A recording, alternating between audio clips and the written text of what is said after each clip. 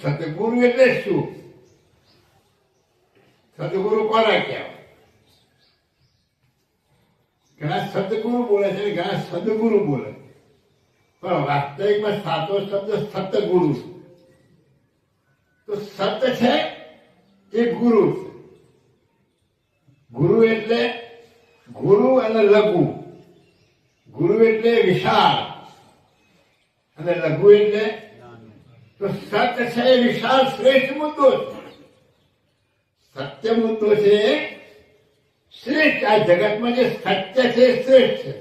હવે સત્ય કોને કહેવાય ખોળવાનું, પણ જે સત્ય છે એ શ્રેષ્ઠ છે. અને આ સત્યને જેને જાણ્યું એ ગુરુ.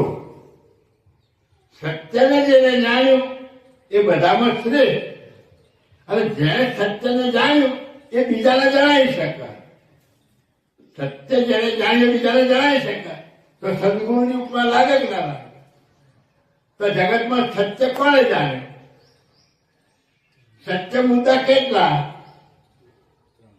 એમાં સત્ય મુદ્દા ખરા, પણ સત્યમાં કર્તવ્ય શક્તિ કેનામાં છે?